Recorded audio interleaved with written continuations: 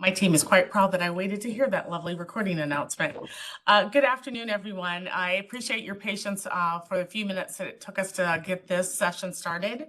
My name is Roxanne Favors, and I'm an Assistant Aviation Director here at the Phoenix Sky Harbor Airport. And in my role as an Assistant Aviation Director, I have strategic leadership over our contracts and services, soon to be known as our Aviation Procurement and Compliance Division. I wanted to thank you for taking the time today to attend today's All About Aviation Business Education Series, and we're hoping that the information we share with you today provides insights on a wide range of opportunities that you can do business at the airport, in particular with our airport technology. I want to take just a quick moment to share a little bit about the City of Phoenix Aviation Department. We are a department of the City of Phoenix. We do manage, own, and operate 3 airports. That includes our Phoenix Sky Harbor International Airport, our Phoenix Deer Valley Airport, and our Phoenix Goodyear Airport. We recognize that Phoenix Sky Harbor is the largest of those 3 airports, and it is our commercial airport. And it's really important to us that we deliver on our vision every day to have extraordinary airports for a thriving Phoenix.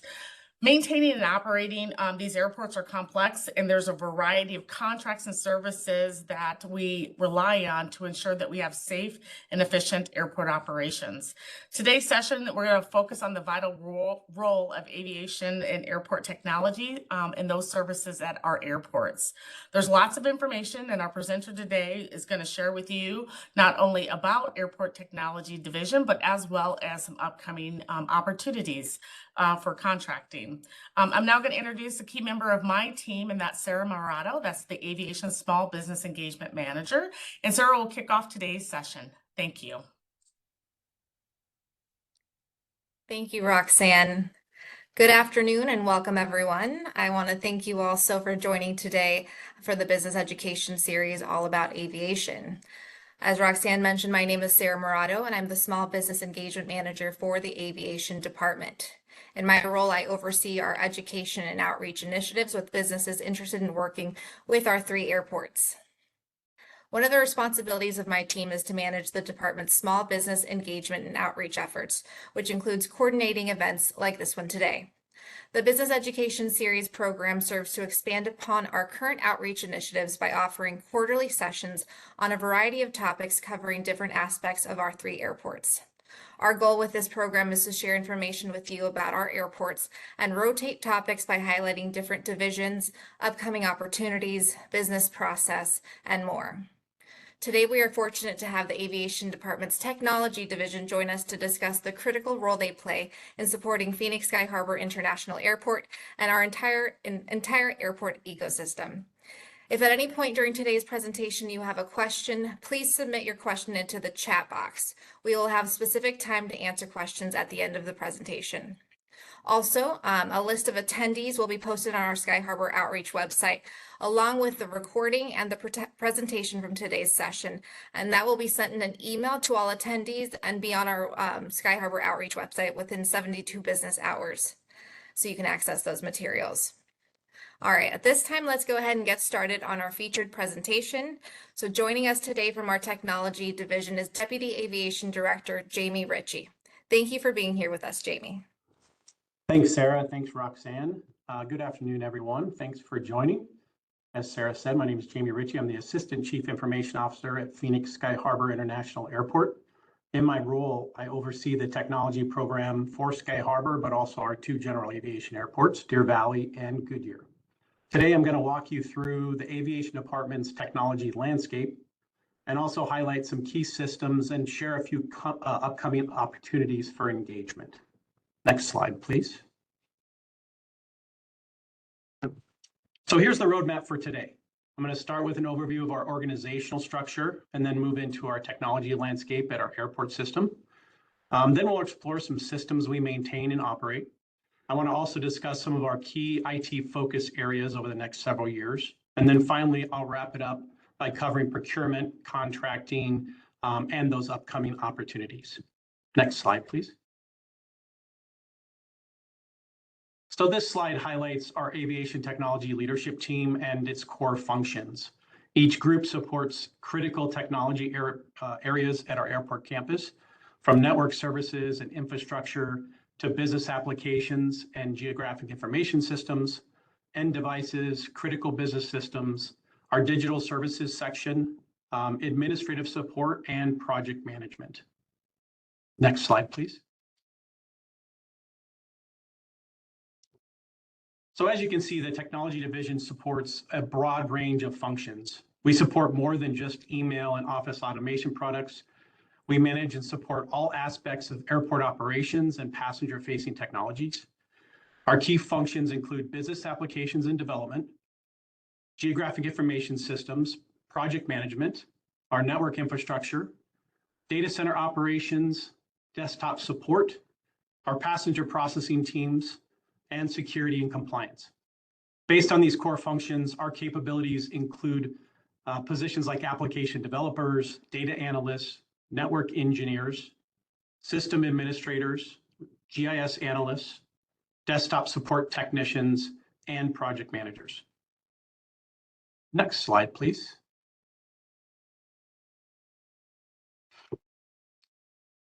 Airports like Sky Harbor rely on a vast ecosystem of both traditional IT systems and highly specialized operational and industrial control systems. Together, these systems ensure the airport remains safe, secure, efficient, and operational around the clock. Traditional IT systems are the foundational technology that support things like staff productivity, security, and business operations. They include enterprise computing, servers and data center operations, cloud platforms, and identity and access management, network infrastructure, telecom, our end devices and mobile devices, and then finally business systems that support airport administrative and operational functions. Conversely, operational technology systems go beyond traditional IT. Airports operate a unique, extensive layer of mission-critical operational technology that directly supports the movement of passengers, aircraft, and vehicles.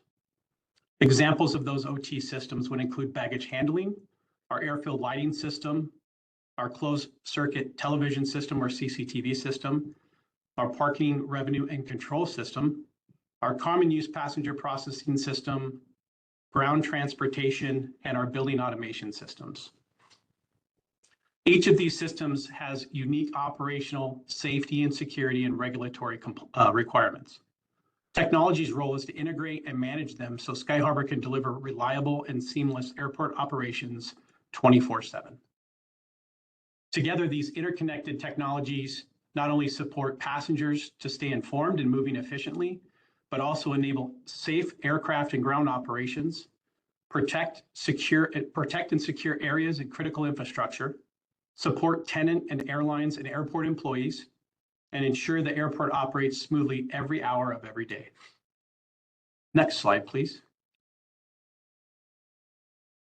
Across all three airports, Phoenix, Sky Harbor, Goodyear, and Deer Valley, these technologies work together to support daily operations, enhance passenger experience, and maintain safety, security, and efficiency.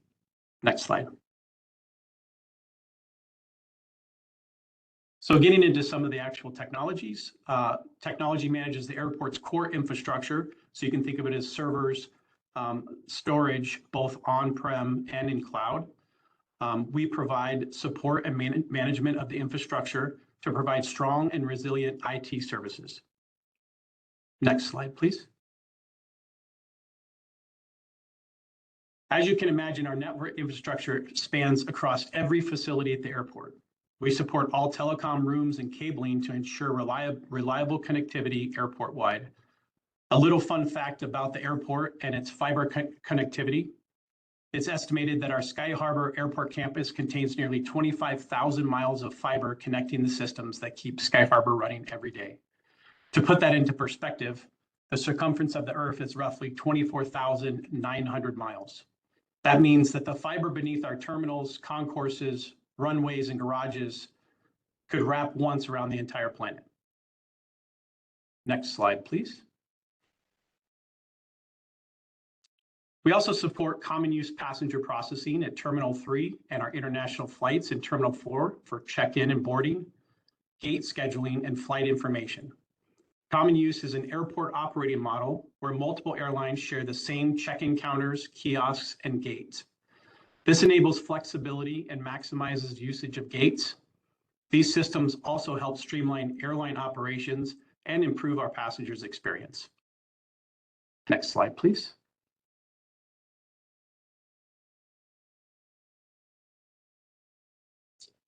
Our public address system is a core communication tool at Sky Harbor. This system ensures reliable and intelligible announcements across both terminals to support safety and customer service, as well as all operational needs. The airport provides public address systems that not only are terminal use, check-in counters and gates, but also provide public address systems for American and Southwest Airlines. Next slide, please. We also support the parking and revenue control system, which manages parking access and payment processing for all 9 parking facilities with approximately 32,000 parking spaces. In 2025, the parking revenue control system processed approximately 3.3 million transactions. Next slide, please.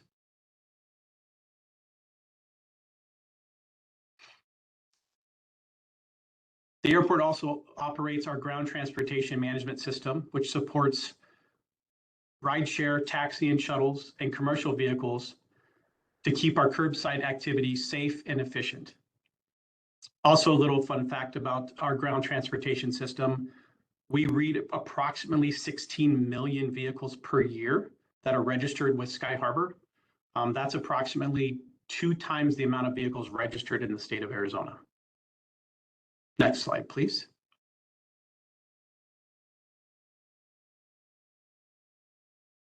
Our airport CCTV system plays a major role in safety and security of our airports. Technology maintains the infrastructure as well as the cameras that support monitoring, access control, and incident response. Next slide, please. Our Airport Operations Center is a vital component for all communications across our campus. The command center integrates all of our technologies that we're talking about today. It integrates audio-visual tools, radio dispatch, and our traditional IT and operational technology systems, all for essential and real-time operational coordination and dispatch. Next slide, please. I wanted to quickly talk about some of the digital technology that we provide at Sky Harbor. This technology plays a critical role in enhancing the airport's experience by delivering digital solutions that serve both our customers and our stakeholders. Sky Harbor interactive maps for wayfinding, our Phoenix Reserve virtual queuing or reservations at our security checkpoint, which is a free service that we provide. The eAlerts CSA app, which is an industry recognized platform for incident reporting, and the skyharbor.com website. All of these are designed to improve customer experience and strengthen communications across our airport system. Next slide, please. Our Geographic Information System team supports a robust enterprise GIS system for all 3 of our airports. The team delivers tools like this is on the screen, a Part 139 application and dashboard that helps airport staff with inspections, airfield management, and compliance workflows, all required by the FAA. Next slide, please. I also wanted to spend just a minute talking about some of our focus areas over the next several years. These focus areas reflect where we're investing time, talent, and resources to modernize our airport operations and improve the experience for both passengers and staff. As we leverage things like artificial intelligence, we want to be intentional about how and where we apply AI. Our goal is to implement AI solutions that enhance safety, strengthen operations, and improve the customer experience, all while still addressing the foundational need behind the scenes like data quality, governance, and workforce readiness. These fundamentals are what makes AI successful and sustainable in our airport environment. Next, digital transformation. We're a little more than 2.5 years into our plan to modernize how the airport's information flows across our entire campus. We're building an enterprise data warehouse an analytics platform that will enable real-time operational insights and support more proactive, data-driven decision-making. At the same time, we're focused on digitizing and automating back office workflows so the organization can spend more time on strategic things that move the airport forward and less time on manual tasks. Together, these focuses lay the foundation to ensure that as we continue to grow as an airport, our technology strategy also scales accordingly. Next slide, please. This next section is going to introduce how vendors and partners can engage with aviation technology and the airport through sourcing channels and procurement processes. Next slide. If you want to go ahead and click through these next few, there's a few. There we go. There's 5 total. Thank you. We source things like commercial off-the-shelf solutions, airport IT systems, IT staffing, consulting, professional services, and project management, and then finally things like lifecycle replacements. Our needs span desktop support, application development, engineering, security and compliance, geographic information systems, and also maintenance and technical support. Next slide, please. These are the procurement vehicles across the City of Phoenix, which includes RFQ, IFB, RFP, request for proposal, a request for qualifications, RFQU, a revenue contract solicitation, RCS, and finally the city's qualified vendor list, QVL. Aviation IT, we serve as the, actually go to the next slide, thank you. Skipping around a little bit. Aviation IT serves as a subject matter expert, and the Contracts and Services Department serves as the central point of contact. All right, going into cooperative procurements. So the airport does leverage a variety of cooperative agreements, like the Arizona State Procurement Agreements, NASPO, and the Value Point. We also, which the Value Point also includes an agreement with Carahsoft. We also utilize things like the Omnia, Public Sector, and the Partners Agreement, and Sourcewell. All of these help us streamline the acquisition of technology solutions and services. Next slide, please. And finally, I just wanted to touch on, you can click one more time if you would, please. Thank you. Finally, I just wanted to touch on, actually go back one slide. There we go. I just want to touch on the support that we provide across all of our airport construction projects. As you can imagine, this includes things like low voltage cabling, infrastructure requirements, our common use passenger processing systems, all access control requirements, baggage handling, dynamic signage, our CCTV system, Wi-Fi, and then also network expansion. Next slide.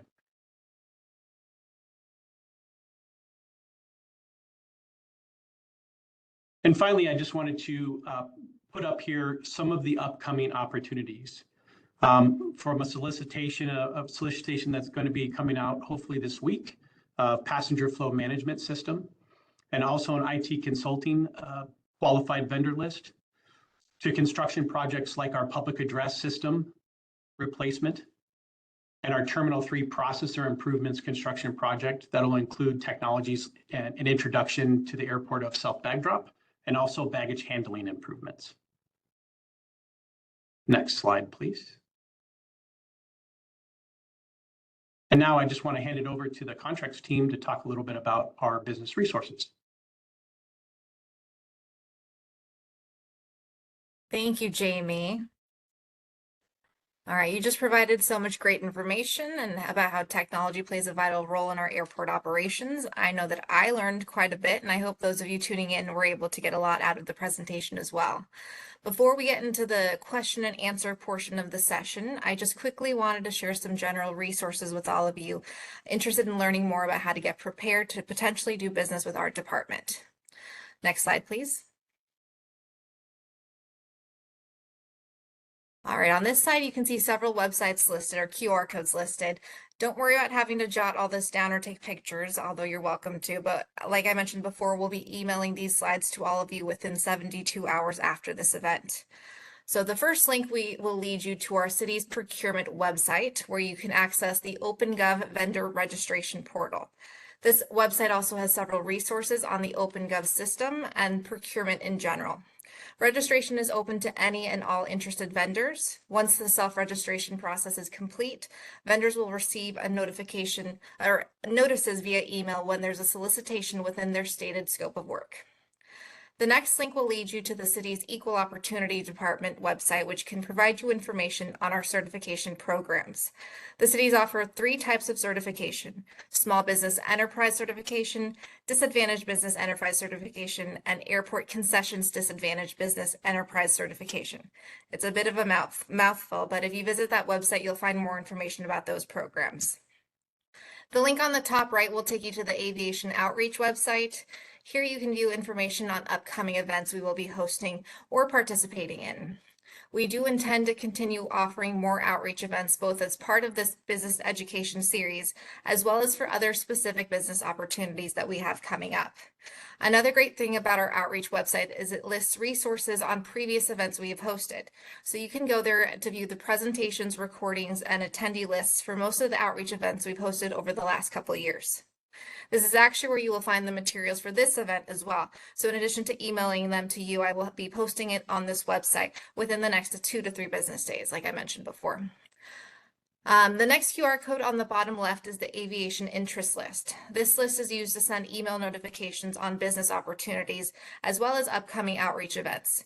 If you want to stay updated on our latest events and opportunities, you can just sign up at the QR code listed there. And lastly, you can visit our Sky Harbor business website to learn more about doing business with us. If you have any other questions or simply want to reach out, please be sure to contact us at the information listed there. So now let's go ahead and get to any questions you have about today's presentation. If you haven't already done so, please enter any questions you have into the chat. So let me take a quick look. We're going to give you a couple of minutes to think through any of the information that Jamie's been chatting with us about today, and please go ahead and enter them into the chat box now.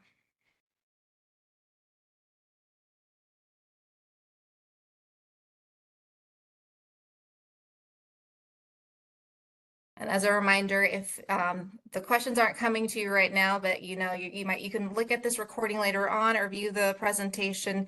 And if you have questions, you can reach out to that bus ops email that we had before. But we'll give it another minute or two to see if there's any questions that come through.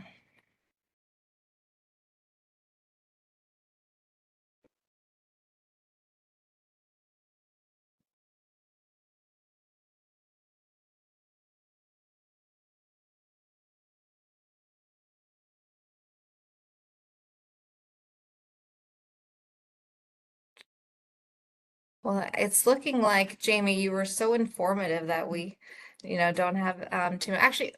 I lied. I'm sorry. We were having some questions come through. We just need a little bit time to brainstorm those questions. So Jamie, this question is about the upcoming opportunities that you mentioned. Are these for fiscal year 27? So the opportunities, most of them are either in flight now, so the construction projects have started or are in design, but the solicitations themselves will come out potentially this fiscal year. But I'm assuming, at least anticipating, that the funding for these projects will be fiscal year 26, 27, yeah. Wonderful. We have another question. Do you know when the solicitation will be posted for the passenger flow management system, or an estimate? Yes, good question. So I alluded to it just fairly briefly, but our intent is that it will be released and put out on the street this week. So very soon. So make sure to sign up for all those interest lists, emails, and vendor registrations. All right, next question. Will any federal funding, so AIP, ATP, TSA, and several others, be used for the passenger flow deployment? For the passenger flow management system, no, that is all capital investment. There's no federal grants.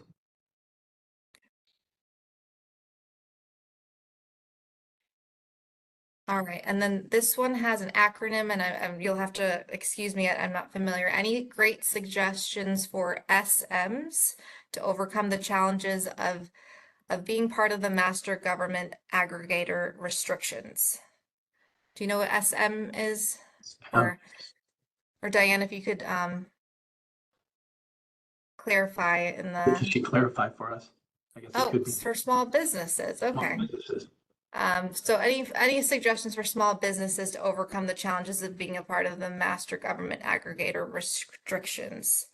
So I don't know if there's anything you want to speak to, Jamie, but on my side for small business, I would just say that getting involved in attending outreach events, making sure that you sign up for all of the interest lists so that you're notified. And then we have outreach events that aren't just virtual like this. We host some that are in person too. So being able to network with a lot of our staff and our prime contractors is very valuable. We also do post as a city recently awarded projects and the names of those firms. So knowing who they are, getting on subcontractor portals if you're interested in partnering with them is another great strategy. So those are just a few thoughts. Anything else there, Jamie? Yeah, I might just mention the IT consulting services. So the idea behind that is a qualified vendor list, but we are looking for not only large consulting firms, but also smaller businesses and niche firms. So we're not just looking for general IT consulting. We're actually going to be qualifying vendors under 4 different groups. So think of things like artificial intelligence and emerging technologies, traditional IT consulting, airport specific IT consulting, and then data analytics and business intelligence. So we always encourage small businesses, if that's their subject matter expertise, to bid on those, because we are looking for best of breed, right? We're looking for people that have the subject matter expertise on artificial intelligence, and that's a fairly new and very evolving field. So I would suggest, once that comes out, which hopefully will be out here in the next month to 2 months, to apply for it. All right, and we did have a couple questions on the IT consulting. If we can share any more about it, and if you know any more about the timeline. Yeah, as I just said, it's going to be broken into those 4 groups that I just mentioned.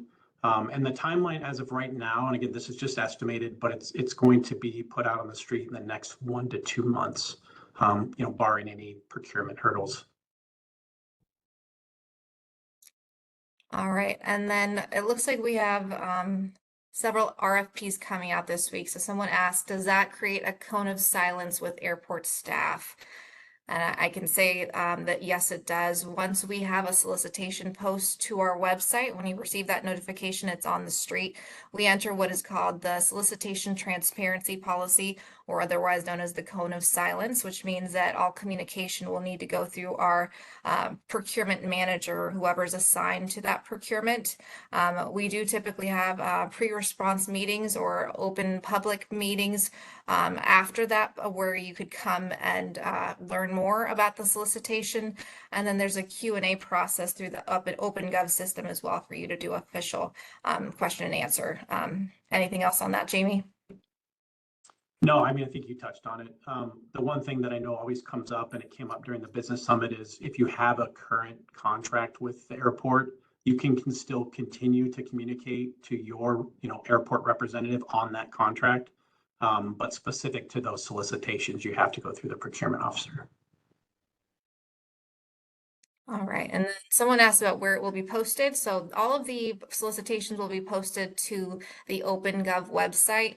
So on the previous slide where I had all those QR codes, the very first one is to our procurement page where you can register as a vendor, and it will tell you more information about the OpenGov system. You can look at current solicitations that are on the street, and then once you register, you'll start to receive notifications for upcoming solicitations as well. We also have a question about, and you talked a bit about the passenger flow management system. Can you talk more about the scope of work for it?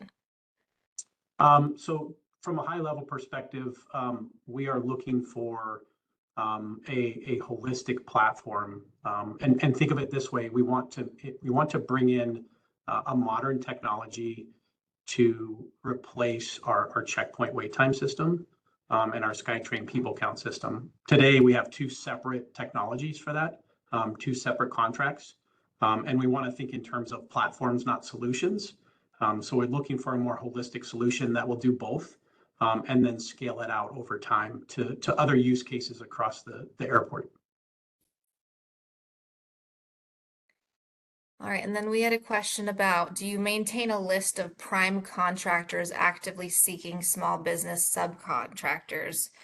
And I'm not sure, Jamie, if you do anything like that on your side of things. On our end, we actually keep, there's several lists for small businesses and certified registries for the primes to actually do the opposite and look for small businesses that are certified in services that they might subcontract them for. If you're interested in those resources, please reach out and happy to share that with you.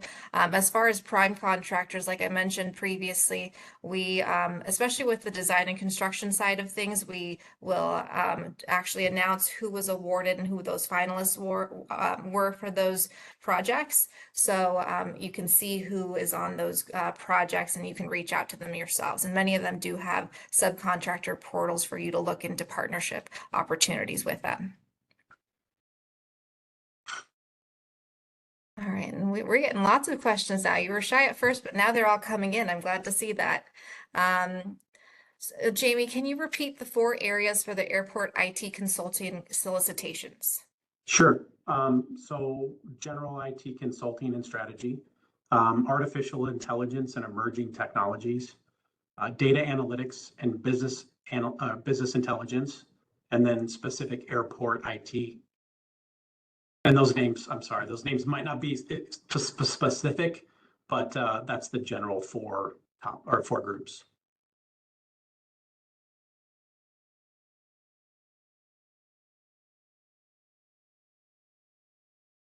All right, looks like we're starting to slow down here.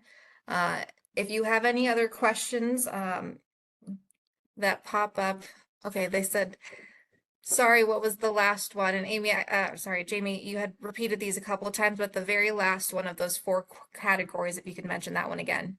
Airport IT. So Airport. think in terms of specific airport technologies, like passenger-facing technologies or passenger processing. Wonderful. And then I did see the comment about providing the small business resource list, and I'm happy to send that. When I send over the attendee list and the presentation, I'll be sure to include that so that anyone on this call can access that information. Another question that just popped up, for the passenger flow management system, are you looking for a vendor or a consultant? This is a solicitation for a solution. So it could be a solution provider or a vendor that provides that solution, and whether they have a consultant on board, I mean, that's going to be up to that solicitation, but ultimately we're looking for a solution and implementation of that solution.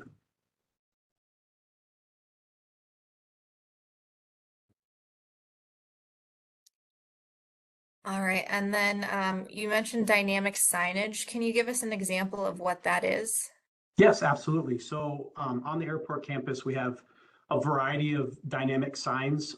So as you're coming into Sky Harbor, you'll see the terminal signs which list our airlines. We also have dynamic signage on our curbs that denote places like rideshare, telling you where different wayfinding areas are. And then potentially in the future, digital wayfinding signage inside the terminal instead of static signs. There's a multitude of dynamic signs. We also have it over our checkpoints. Most of it is wayfinding.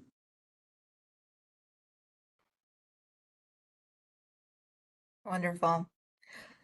All right, well, that looks like all the questions that we have. I just want to thank you, Jamie, for being on here with us today, and thank all of our attendees. We had a great turnout today. Having you turn out and register for these events shows us that, it's important and that's valuable for all of you that are in the business community. We take your input and feedback. If you have any questions or feedback about today's session, please reach out to us, and we'd be happy to discuss that with you and get any recommendations about future topics as well. And then as a reminder, I will be emailing everything out to you within 72 business hours. And any other questions that trickle in, I'll be sure to follow up with you on those.